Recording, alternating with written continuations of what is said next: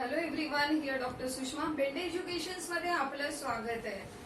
आजपासून आपण सुरू करतोय science and technology standard 10th part 2 चा पहिला लेसन आहे हेरिडिटी अँड इव्हॉल्युशन. हे जे टायटल आहे या टायटल मध्ये दोन शब्द आहेत, एक heredity and second one is evolution. तर व्हॉट इज हेरिडिटी? हेरिडिटी म्हणजे काय?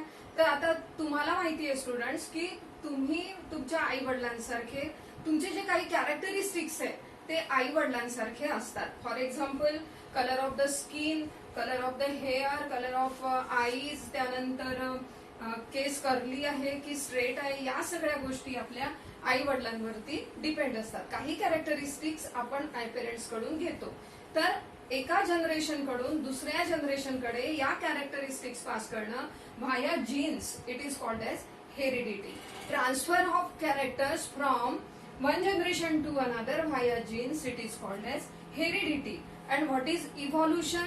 तर तुम्हाला माहितीये की तुम्ही तुमच्या पेरेंट्सची एक्झॅक्ट कॉपी नाहीये. मग जसं काही ना काही साम्य असतं त्याचप्रमाणे काही ना काही त्या ठिकाणी व्हेरिएशन सुद्धा असतात, वेगळेपणा सुद्धा असतो. तर हा जो वेगळेपणा आहे हा generation after generation after generation हा वेगळेपणा जो असतो हा अजून अजून वाढत जातो. So after thousands of generations, मग पहिले जे पेरेंट्स आहेत ते आणि लास्ट वाले थाउजंड्स ऑफ जनरेशनच्या वेळेसचे तेव्हाचे जर तुम्ही बघितले तर त्यांच्यामध्ये तुम्हाला बराच चेंज झालेला दिसून येतो. आणि हा जो चेंज आहे it is called as evolution.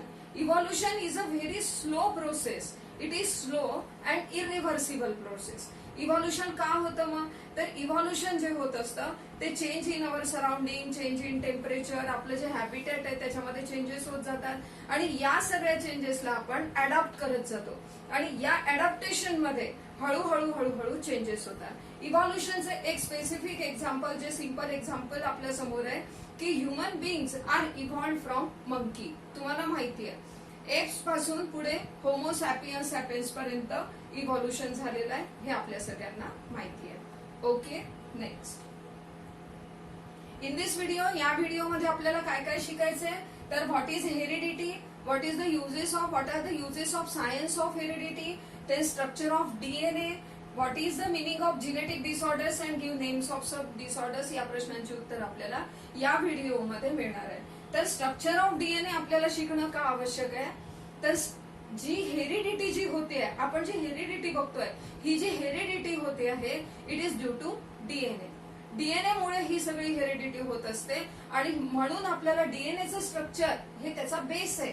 तर हा बेस आपला क्लिअर असावा म्हणून आपल्याला डीएनएचं स्ट्रक्चर शिकायचं आहे. आणि जेनेटिक डिसऑर्डर्स म्हणजे काय तर एका जनरेशन कडून दुसऱ्या जनरेशन कडे काही डिसऑर्डर्स पास होतात. डिसऑर्डर मीन्स जसं डीएनए कॉपी केला जातो आणि तो नेक्स्ट जनरेशनला दिला जातो त्याचप्रमाणे डीएनएचाच एक पार्ट जीन असतो. मग जीन सुद्धा तो एका जनरेशन कडून नेक्स्ट जनरेशन कडे जातो. तर काही डिसीजेस किंवा डिसऑर्डर्स अशा आहेत की ज्या एका जनरेशन कडून दुसऱ्या जनरेशन कडे दिल्या जातात and so these are the genetic disorders आणि यांना जेनेटिक डिसऑर्डर्स म्हणतात आणि त्याचं स्टडी करणं का आवश्यक आहे हे आता आपण बघणार आहोत. ठीक आहे, नेक्स्ट. कॅन यू रिकॉल हा जो एलिमेंट असतो कॅन यू रिकॉलचा, तर आपल्याला हे जे हेरिडिटी आणि इव्हॉल्युशन शिकायचंय तर हे हेरिडिटी आणि इव्हॉल्युशन शिकत असताना आपण लास्ट इयर मध्ये स्ट्रक्चर ऑफ डीएनए आपण शिकलो आहेत आणि काही जेनेटिक डिसऑर्डर्स सुद्धा आपण शिकलो आहेत. तर ते आपल्याला किती आठवत आहे हे आपल्याला आता थोडं बघायचं आहे आणि नंतर आपण पुढे जाऊया. तर which component of cellular nucleus of living organism carries hereditary character. आपले हे जे हेरिडिटरी कॅरेक्टर एका जनरेशन कडून दुसऱ्या जनरेशन कडे पाठवले जातात ते कोणाच्या थ्रू पाठवले जातात असं तुम्हाला विचारलंय. तर let this is the cell. हा सेल असेल, या सेलच्या आत न्यूक्लियस आहे, न्यूक्लियसच्या आत न्यूक्लिओलस आहे, या ठिकाणी सायटोप्लाझम आहे. ही एक बेसिक नॉलेज सगळ्यांना आहे. तर हा जो न्यूक्लियस असतो या न्यूक्लियसच्या आतमध्ये क्रोमोझोम्स पेअरनी असतात. हे जे क्रोमोझोम्स आहे हे एरवी आपण मायक्रोस्कोप खाली बघितलं तरी सुद्धा आपल्याला ते दिसत नाहीत डोळ्यांनी. They are we can see it only at the time of cell division.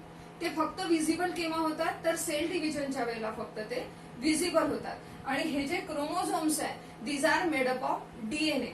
DNA जो लॉंग थ्रेड असतो, DNA it is a long thread, तर हा जो लॉंग थ्रेड आहे it is coiled around a protein histone.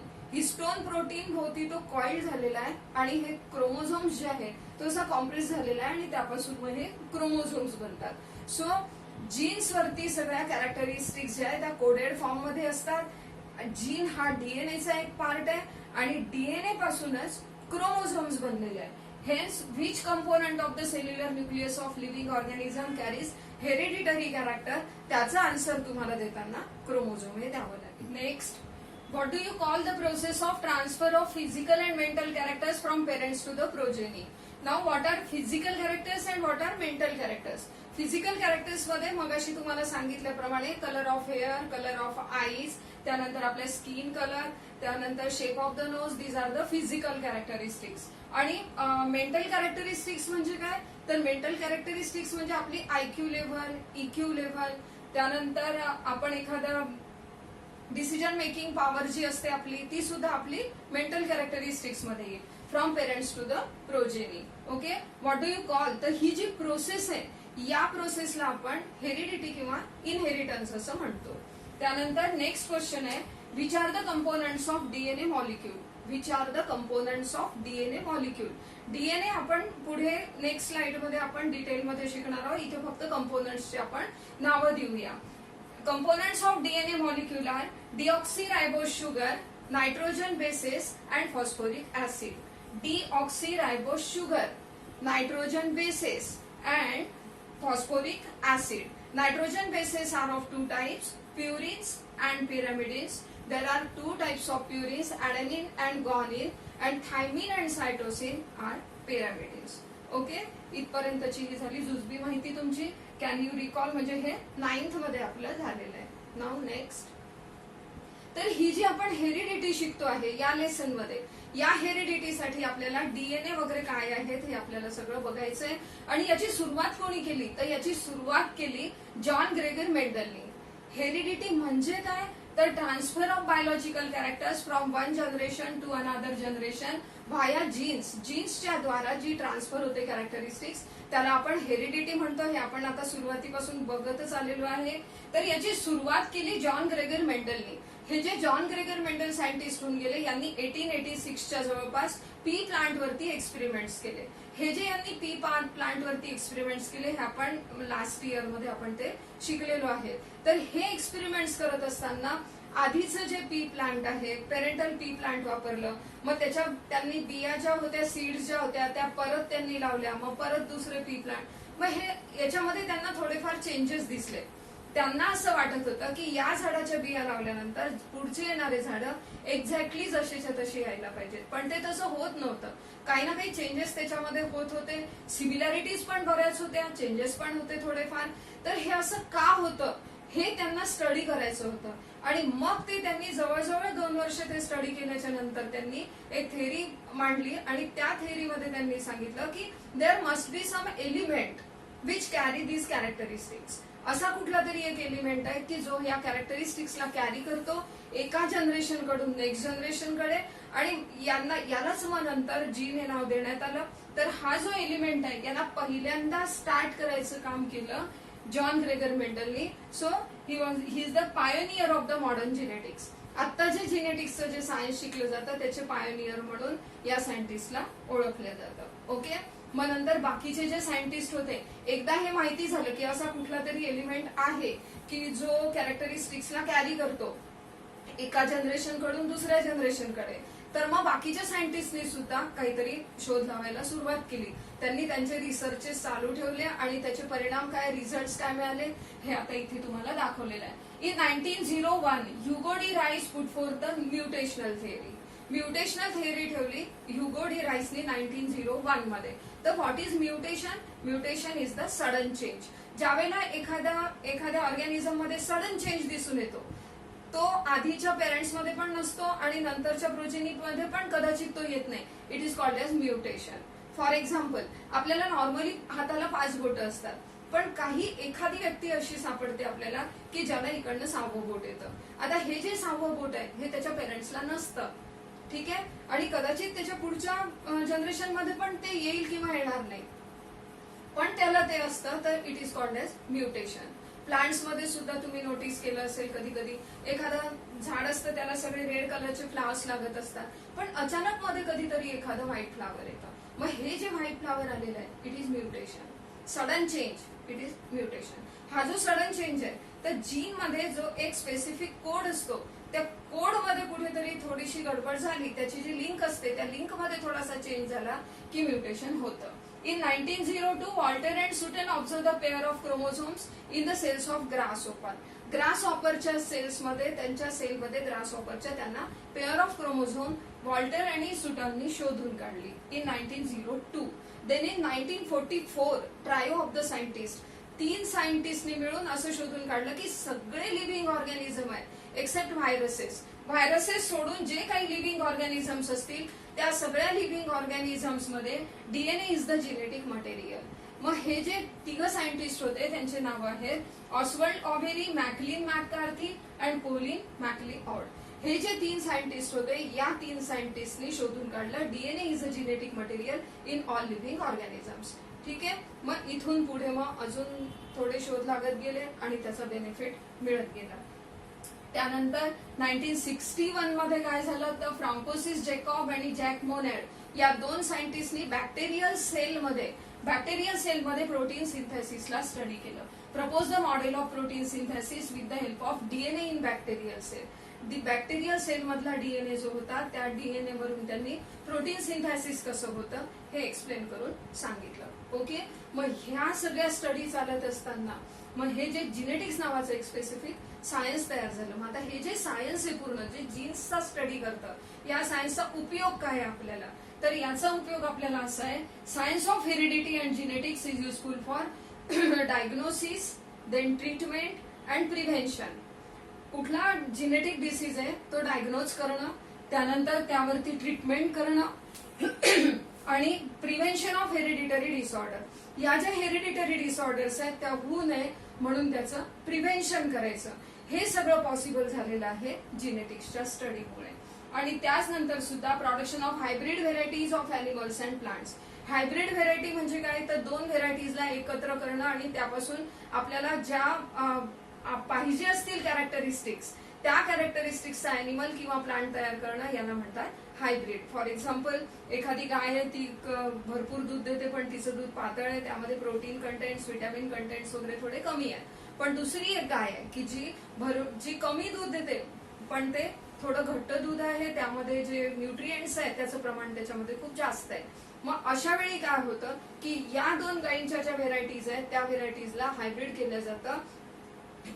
त्यांच्या हायब्रिडायझेशनच्या मेथडनी त्यांना cross करून हायब्रिडायझेशनच्या मेथडनी एक नवीन व्हेरायटी अशी निर्माण केली जाते की जी दूधही जास्त देईल आणि त्या दुधामध्ये न्यूट्रिएंट्सचं प्रमाण सुद्धा जास्त असेल. तर हे झालं एक एक्झाम्पल हायब्रिडचं.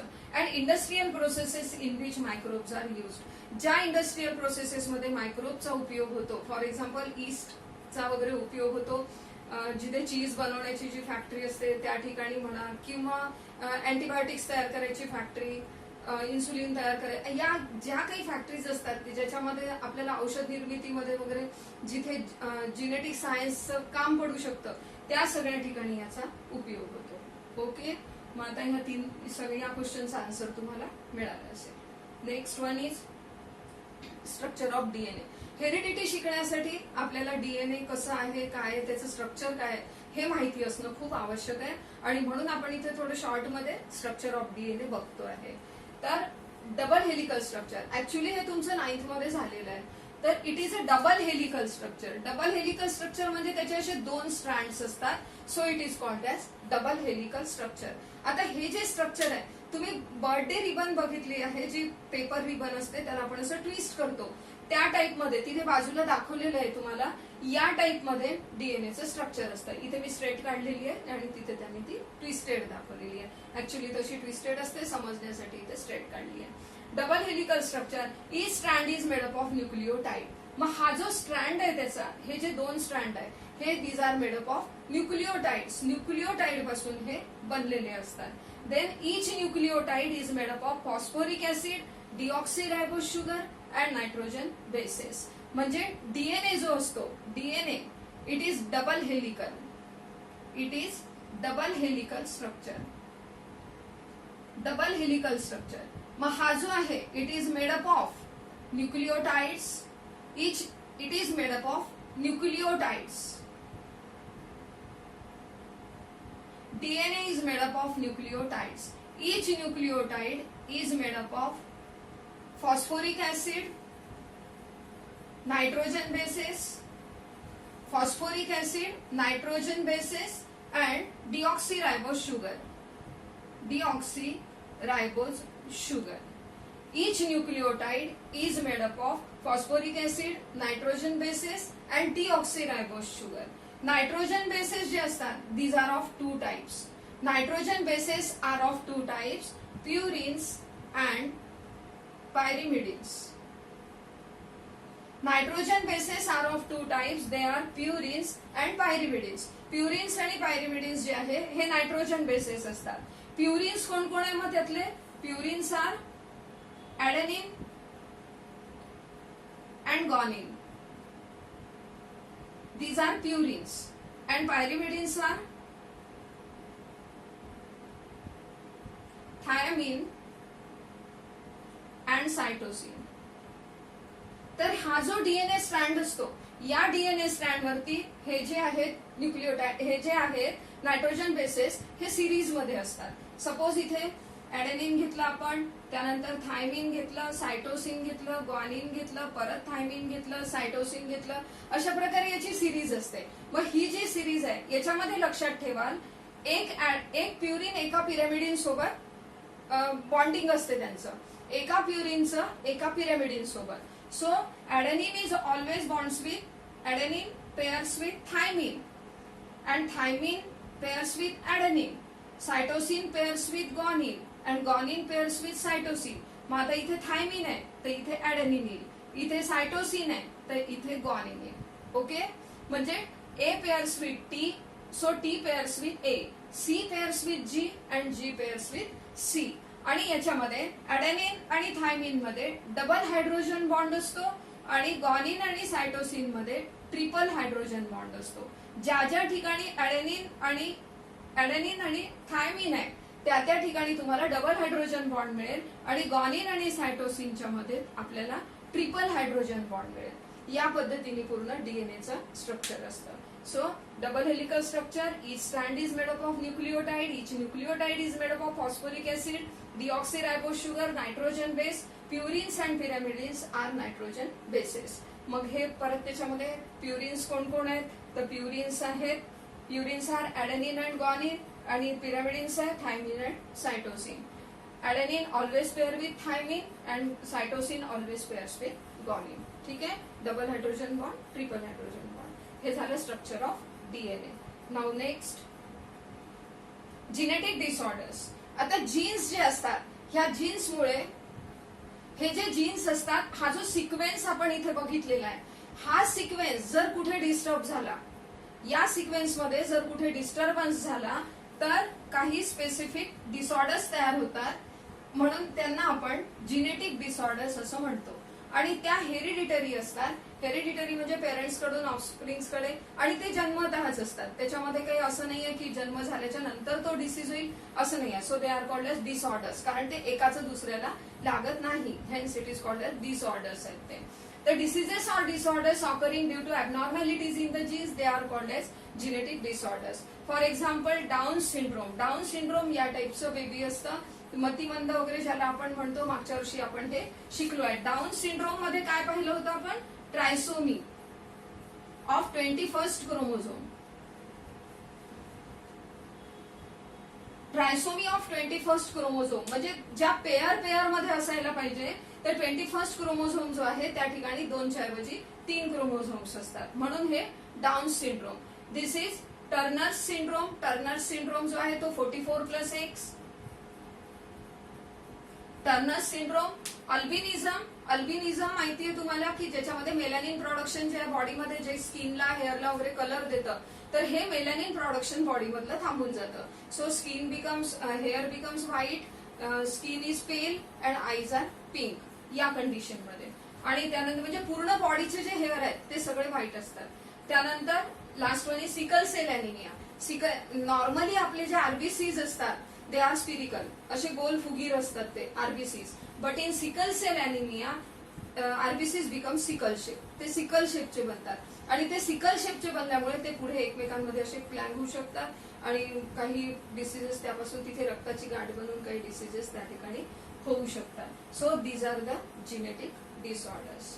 नेक्स्ट, आता आपण हे जे काही बघितलं हे सगळं हेरिडिटी याच्या संदर्भात बघितलं, डीएनए कसं आहे ते बघितलं. याच्यावरती येणारे जे क्वेश्चन्स राहतील तुम्हाला ते स्ट्रक्चर ऑफ डीएनए आणि मध्ये जे काही तुम्हाला क्वेश्चन्स दिले ते क्वेश्चन्स याच्यामध्ये येऊ शकतात.